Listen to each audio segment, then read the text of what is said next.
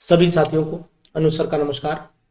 Aroma chemistry classes के through आपका फिर स्वागत करता हूं इस चैनल में। और आज मैं आपको बताऊंगा कि कन्फर्मेशंस ऑफ एल्केन क्या होते हैं। कन्फर्मेशन ऑफ एल्केन के मैं प्रॉपर नोट्स के साथ में आज आया हूं और ये प्रॉपर नोट्स आप तक प्रोवाइड भी कराऊंगा पीडीएफ के थ्रू। बहुत सारी पीडीएफ्स मैंने लिंक में लगा देता हूँ, बहुत सारी पीडीएफ जो है वो अपने ग्रुप में डाल देता हूँ।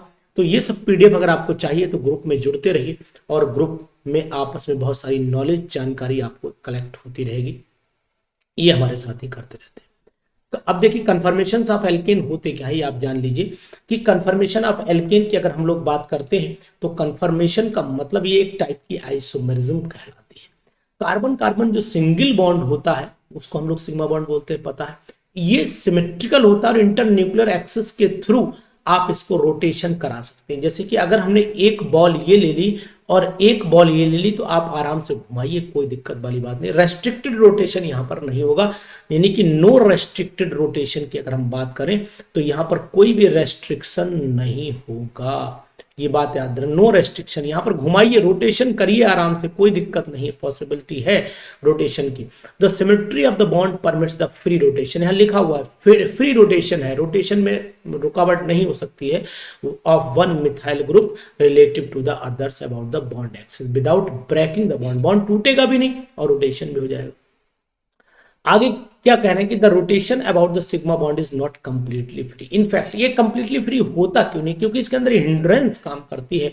इट इज स्टेरिक हिंड्रेंस कहलाती है। Steric, it is hindered by the energy barrier, यानी कि जो एनर्जी बैरियर है वो कितना है कि 1 से लेकर के 20 किलो जूल पर मोल तक है। The repulsive interaction between the neighbouring bonding electron pairs is called torsional strain. अब ये टॉर्सनल स्ट्रेन जो होता क्या है, टॉर्सनल स्ट्रेन का मतलब वो जो पड़ोसी है, पड़ोसी इलेक्ट्रॉन पेयर है ये वाले, ये आपस में एक दूसरे को जो रिपेल करते हैं उससे जो रिपल्सन पैदा होता है, जहां तक ये डिस्टेंस कवर कर पासे, रुकावट जो रेस्ट्रिक्शन पैदा हो रहा है वो है torsional strain. As a result the number of different spatial arrangements of atoms or groups attached to the carbon are possible।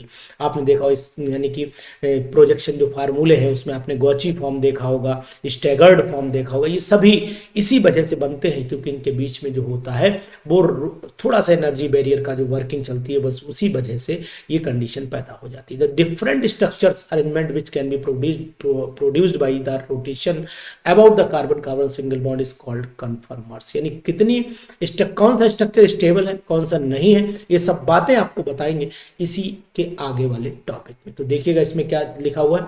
इसमें conformers are usually represented using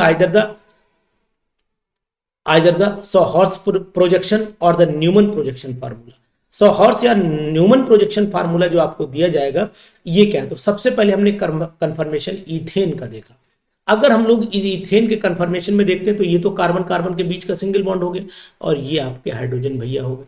ये सभी हाइड्रोजन आपको दिखाई दे रहे होंगे, लेकिन ये एक दूसरे को ओवरलैप करते हुए दिखाई दे रहे होंगे। तो ये इक्लिप्स फॉर्म अगर आप सामने से देखें, ये अगर आपके देखने की डायरेक्शन है तो आप जान लीजिए ये हाइड्रोजन इस हाइड्रोजन के पीछे दिखेगा नहीं, केवल आगे वाली लाइन दिखेगी, पीछे वाली आपको नहीं दिखेगी। ये बॉल एंड सॉकेट स्ट्रक्चर में आप देख सकते हैं, बॉल लाइक स्ट्रक्चर अगर आप बनाते हैं तो देख सकते हैं।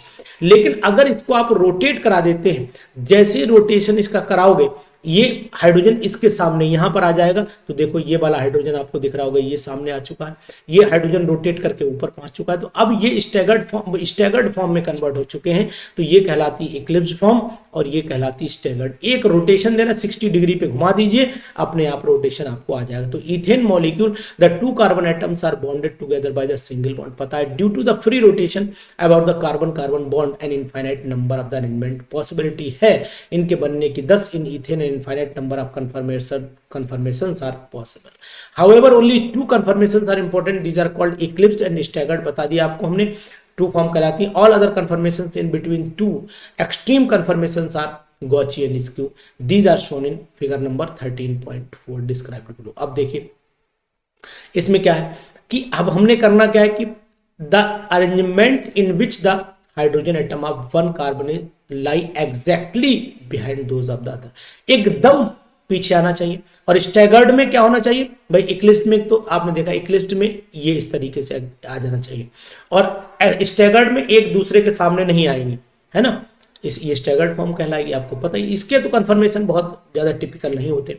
मीथेन कोई भी कंफर्मेशन नहीं बनाता, ये क्वेश्चन पूछा जा सकता है कौन सा, क्योंकि भाई इसमें फ्री रोटेशन होने के कार्बन कार्बन बॉन्ड ही नहीं है, तो रोटेशन कहाँ से आएगा, तो ये पॉसिबिलिटी। अब न्यूमैन प्रोजेक्शन आप और कंफर्मेशन सब आप देखिएगा, इसमें ये कंडीशन दे रखी, ये बताए हैं आपको, ये यहाँ पर मैं रोकता हूँ ऐसे करके, ये ऐसे।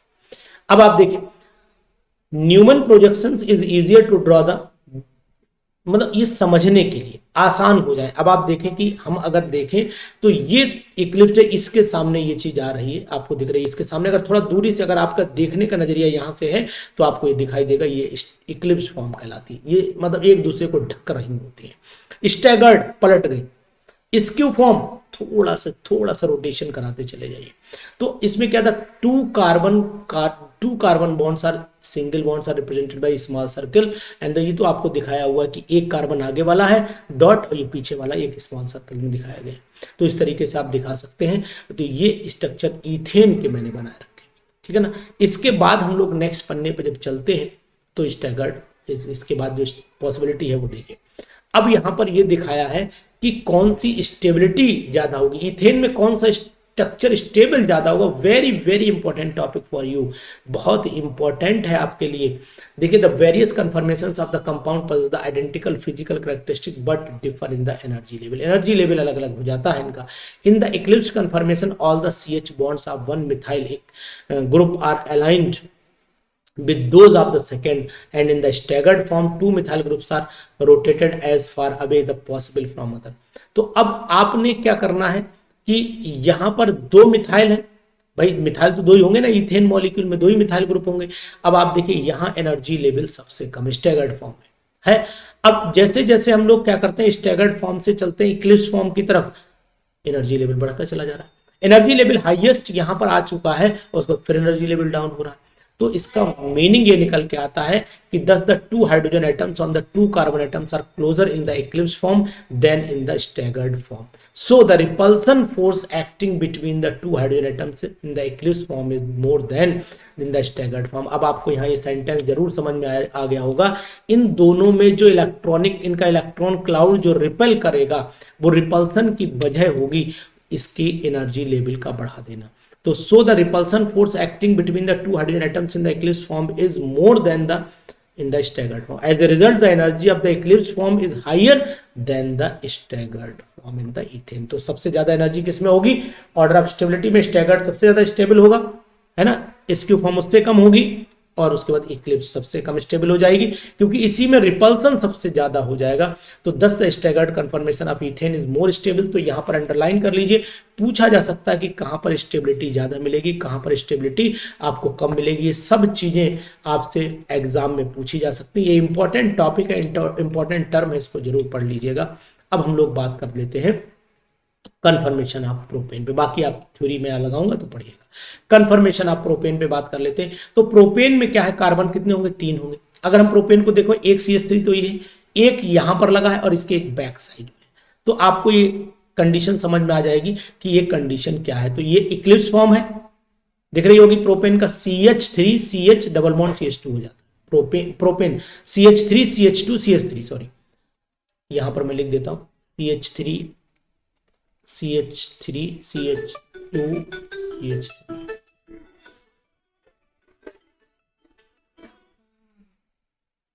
CH3 CH2 CH3। अब हमने क्या करना है कि इस तरीके से हमने बना देना इसका स्ट्रक्चर। देखो पिछले वाला CH3 के हाइड्रोजन आपको दिखाई दे रहे होंगे, दिखाई दे रहे हैं ना। सॉरी ये वाला मैंने ड्रॉ कर दिया, ये वाला है पीछे जो बैक में है, तो ये पिछला वाला CH3, बीच में CH2 फंसा ही हुआ है और आगे ये CH2 आपको दिख ही रहा होगा। ये CH2 हो गया, CH3 हो गया। अभी बात करते हैं इसके बाद करना क्या हमें, इसके बाद हमें क्या करना है, इसके बाद हमने करना है कि न्यूमैन प्रोजेक्शन फार्मूला में जब चलेंगे तो ये इक्लिप्स फॉर्म होगी। अब स्टैगर्ड में एक बार रोटेशन करा दीजिए, घुमाइए थोड़ा सा, जैसे घुमाएंगे 60 डिग्री पे तो ये कंडीशन आपकी पैदा हो जाएगी, ये कंडीशन पैदा हो जाती है। अब इसके बाद फिर एक बार और हल्के से घुमाइए तो ये कंडीशन आपकी पैदा हो जाएगी। तो स्टैगर्ड में एक दूसरे से बहुत दूर रहेंगे, लेकिन इक्लिप्स में और जो है स्क्यू फॉर्म में, गॉची जो फॉर्म है, इसकी गॉची फॉर्म जो है उसमें क्या हो जाता है कि उसमें थोड़ा पास में रहते हैं। तो इन चीज़ों को आपको ध्यान रखना है। यहाँ रिपल्सन ज़्यादा होगा, यहाँ बिल्कुल रिपल्सन बहुत कम हो जाएगा, यहाँ कम हो जाएगा रिपल्सन। इन चीज़ों का ध्यान रखना है। Draw the Sawhorse and Newman projection of the butane using the C2 and C3 bonds refer the eclipse form बनाना है और स्टैगर्ड फॉर्म बनाना है। तो ये आपको ध्यान रखना है। इसका पेज लग रहा है प्रोपेन का, है ना। अगला पेज देख लेते हैं जरा। अगले पेज में कंडीशन क्या है, ये देखिए। अब इन्होंने Sawhorse फॉर्म दिखाया है।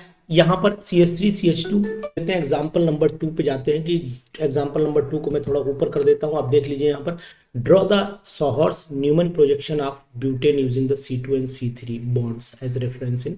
एक इक्लिप्स फॉर्म बनानी है, एक स्टैगर्ड फॉर्म बनानी है। इक्लिप्स फॉर्म और स्टैगर्ड फॉर्म दोनों ही आपको बना करके यहाँ दिखाई गई है, वो आप देख सकते हैं आराम से। ये देखिएगा, ये आपको बना के फॉर्म दिखाएगी, यानी eclipse and staggered form of the n butane. ये नॉर्मल ब्यूटेन की फॉर्म है। ये आप देख सकते हैं, डायग्राम के ड्रॉ कर सकते हैं। एक तो Sawhorse फॉर्म आपको दिखाई दे रहा है, एक न्यूमैन प्रोजेक्शन फार्मूला दिखाई दे रहा है।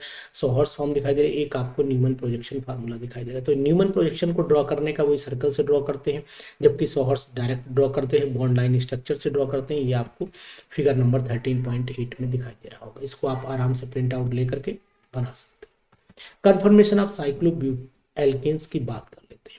देखिए, साइक्लोएल्केन में जो ये ऑर्डर है, ये एग्जाम में पूछा जाता है कि कौन ज्यादा स्टेबल है।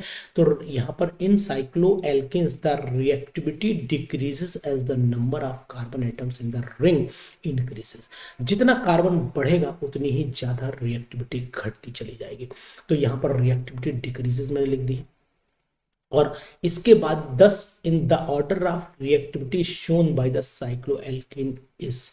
तो अब ये बताइए, प्रोपेन में 3 कार्बन है, यहाँ केवल 3 कार्बन है, यहाँ 4 कार्बन है, यहाँ पर कितने कार्बन है, 5 कार्बन है, यहाँ पर 6 कार्बन है। तो कार्बन का नंबर बढ़ रहा है, रिएक्टिविटी डाउन होती चली जा रही है। ये ऑर्डर आपको ध्यान में रखना पड़ेगा, ठीक है ना। इसके बाद हम लोग बात कर लेते हैं जो हमारे बेयर स्ट्रेन फार्मूला भी बोला जाता है। तो यहाँ पर जो पॉइंट दिया हुआ है, इस पॉइंट का क्या मीनिंग है वो आपको मैं बताता हूँ।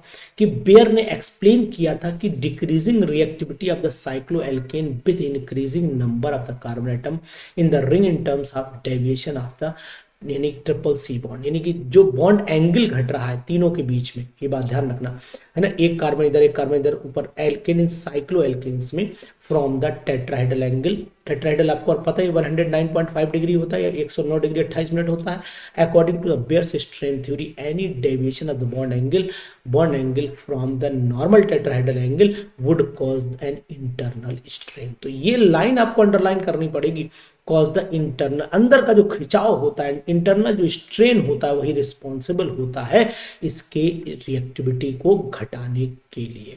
The larger the angle of the deviation, larger the strain, and hence the greater is the reactivity of the molecule. बहुत ही इंपॉर्टेंट पॉइंट है ये आपके लिए। Larger the angle of deviation, larger the strain, hence greater is the reactivity of the molecule. अब आपने करना क्या, angle strain cyclopropane में कितना है, 24 डिग्री है, इसमें 9 डिग्री है, इसमें कितना है 44 मिनट का है, इसमें माइनस में चला जा रहा है। तो इसका मतलब हुआ कि जहां पर स्ट्रेन ज्यादा हो जाएगा वहीं पर स्टेबिलिटी क्या होगी, बढ़ जाती है। यहाँ पर सिंपल सा, लार्जर द स्ट्रेन है द ग्रेटर द रिएक्टिविटी बहुत ज्यादा बढ़ जाती है। तो ये पूरी बात अगर आप ध्यान रखेंगे, ये पूरी लाइन जो मैंने अंडरलाइन कर दी है, इनको अगर आप ध्यान रखेंगे तो आपके लिए बहुत ही मदद होगी। यहाँ पर इसको मैं कलर दे रहा हूँ और कलर देते रहता हूँ तो थोड़ा अच्छा रहेगा। आपको मैं हाईलाइट कर देता हूँ ये चीज, ये वाला पॉइंट जो है यहाँ से according to Baeyer's strain theory, ये वाला पॉइंट आप हाईलाइट किए दे रहा हूँ। ये तो आप आराम से इसको देखिएगा, इस पॉइंट को पढ़िएगा, बार बार पढ़िएगा, आपको जरूर ये बात समझ में आएगी कि आखिरकार सर कहना क्या चाहते हैं, ठीक है ना। ये पूरी बात आप पढ़ लीजिएगा यहाँ से यहाँ तक, ये इतनी पढ़ लीजिएगा, ये बहुत ही इंपॉर्टेंट है आपके लिए, बहुत ही काम आएगी। चलिए आगे बढ़ लेते हैं। अब हम लोगों ने करना क्या है, अब हम लोगों ने from the angle strain values given अब वो तो दे रखा है, उसी से हम लोग ये पता करेंगे कि आखिरकार स्टेबिलिटी किसमें ज्यादा किसमें कम है, किसमें रिएक्टिविटी ज्यादा किसमें रिएक्टिविटी कम है। Conformations of cyclohexane to explain the stability और reactivity of the higher cycloalkanes. अब एक बात ध्यान रखना, जिसकी रिएक्टिविटी ज्यादा होती है उसकी स्टेबिलिटी कम होती है, बात भी आपको ध्यान रखना पड़ेगी। टू एक्सप्लेन द स्टेबिलिटी और reactivity of the higher cycloalkanes, है ना, ये Sachse and Mohr pointed out that rings of the cyclohexane and higher cycloalkanes becomes free of the rotation if all the carbon atoms in the ring are not forced into one plane. Thus the molecule of the cyclohexane and higher cycloalkanes avoid the angle strain by adopting the conformation in which all the bond angles are close to 109 degree. अब इसका मतलब ये है कि इसमें जो stability की form होती है, स्टेबिलिटी का फॉर्म मतलब जितने भी स्ट्रक्चर कन्फर्मेशंस बनते हैं उनमें बॉन्ड एंगल 109 डिग्री 28 मिनट यानी 109.5 डिग्री का होना चाहिए और इसके बाद स्टेबिलिटी मिल जाती है। The two most important conformation cyclohexane, एक चेयर फॉर्म होती है, बोट फॉर्म होती है। अगर आप चेयर फॉर्म बनाते हैं, देखो ये चेयर फॉर्म बनी हुई है, ये आपको लग रहा होगा कि चेयर फॉर्म, तो इसमें आपको 6 कार्बन 1 2 3 4 5 6 इस तरीके से आप सिंपल ड्रॉ कर सकते हैं, कोई दिक्कत वाली बात नहीं। ये ऐसे ड्रॉ कर लीजिए, बोट फॉर्म ड्रॉ करना हो ऐसे ड्रॉ कर दीजिए, ये तो आपको पता ही, इसमें तो कुछ बताने वाली बात है नहीं। अब इसमें होता क्या है कि यहाँ पर जो कन्फर्मेशंस दो हैं, एक चेयर फॉर्म एक बोट फॉर्म, इनका एक्सप्लेनेशन आपको मिल जाता है इसके वाले नेक्स्ट पर। देखिए यहाँ पर दिखाया हुआ है, ये कन्फर्मेशंस दिखाया हुआ है। तो ये कन्फर्मेशन बोट और चेयर फॉर्म में स्टेबल फॉर्म कौन सी, वो देखिए out of the two the chair form is more stable. इसे मैं अंडरलाइन करता हूँ, ये पूछी भी जाती है, चेयर फॉर्म मोर स्टेबल होती देन द बोट फॉर्म। इस बात को ध्यान रखना। The energy difference being about the 44 kilojoule per mole, the boat form has 44 kilojoule per mole more energy than the chair form of the cyclohexane. Therefore, the cyclohexane exists mainly in the chair. Cyclohexane हमेशा chair form में ही रहता है। This is because in the boat form, many hydrogen on the adjacent carbon correspond to unfavorable eclipsed conformations of the ethane. Also, the two hydrogen mass Ha. A का मतलब होता है, यानी कि हमने इस पे A लिख दिया, यानी कि एक रिप्रेजेंटेशन कर दिया इसके ऊपर, है ना, कॉमनली कॉल्ड, यानी कि फ्लैग हाइड्रोजन लगा दिया इसके ऊपर। और in the boat form the quite close the repel to each other, यानी कि अगर बोट फॉर्म में आएंगे तो रिपेल करेंगे ईच अदर को। One on the other hand chair form does not have these unfavourable interactions and all the hydrogen correspond to the more stable staggered conformation of ethane. तो इस तरीके से आप ध्यान रखेंगे इसे। अब इसमें करना क्या है, देखिए इसके नोट्स जो मैं आपको दूंगा, इसके नोट्स एक बार आप जब 2-3 बार इसे रीड करेंगे तो आपको जरूर ये बात समझ में आएगी कौन सी, कहाँ पर रिपल्सन लग रहा है, कहाँ पर अट्रैक्शन लग रहा है, क्यों जो है हाइड्रोजन एक दूसरे को रिपेल करके जो है चेयर फॉर्म, बोट फॉर्म जो होती है वो लेस स्टेबल क्यों हो जा रही है, चेयर फॉर्म ज़्यादा स्टेबल क्यों हो जा रही है। ये दोनों चीज़ें आपको यहाँ पर कन्फर्म हो जाएंगी, है ना। इसके नीचे क्वेश्चन भी दिया कि why cyclopropane very reactive when compare to the cyclohexane. Cyclohexane से साइक्लोप्रोपेन ज़्यादा रिएक्टिव क्यों होता है, तो इससे पहले भी मैं आपको समझा भी चुका हूँ। ये मैंने कुछ क्वेश्चंस आपको लगा करके दिए हैं, तो इन क्वेश्चंस को देखिएगा। ये क्वेश्चन मैंने कुछ लगा दिए, सिंपल लगा दिए हैं, एल्वेल्केन्स एल्वेरिन्स के लगा दिए हैं। देखिए यहाँ से क्वेश्चंस लगाए हुए हैं, ये 11 क्वेश्चन लगा दिए। ये 11 क्वेश्चन आप देख लीजिएगा। इसके बाद जो है वो सिंपल देखते हैं कि कुछ क्वेश्चन इधर भी लगाए हैं। देखिए ये क्वेश्चन भी है कुछ, इनको भी आप कर सकते हैं। 20 क्वेश्चन तक आपके सामने है, इनको प्रैक्टिस कर लीजिएगा। प्रैक्टिस करने के बाद और भी मैं आपको बहुत सारे क्वेश्चंस भेजता रहूँगा, आप तैयारी करते रहिए। बस अपने प्रयास को, अपनी मेहनत को आगे बढ़ाते रहिएगा। मैंने ये छोटा सा प्रयास किया आपको नोट्स प्रोवाइड कराने के लिए कि कन्फर्मेशंस के नोट्स आपको मिल जाए। मेन मकसद मेरा यही था, और इस मकसद में मैं कितना कामयाब होऊंगा ये तो आप मेरी वीडियो देखने के बाद ही बताएंगे। यहाँ पर कन्फर्मेशंस की डिटेल आपको एक बार स्वयं पढ़नी पड़ेगी, क्योंकि नोट्स से जो बहुत सारी चीज़ें ऐसी होती है जो नोट्स में 4-5 बार पढ़ेंगे तब कंफर्म हो जाती है। उससे पहले हो सकता है आपको एक बार में क्लियर ना हो पाए, तो इन नोट्स को आप लगातार पढ़ते रहिएगा। ये नोट्स, ये पीडीएफ आपको ऑलरेडी इसमें लगी हुई लिंक में, आपको डिस्क्रिप्शन की लिंक में ऑलरेडी आपको मिल जाएगी। तो ये सभी वीडियोस देखिए और कन्फर्मेशंस को जरूर तैयार कर लीजिएगा। अपनी किताब हो तो उससे भी पढ़ लीजिएगा। इन पे बेस कुछ क्वेश्चंस भी मैं आपको भेजूंगा, उन क्वेश्चंस को भी सॉल्व करिएगा।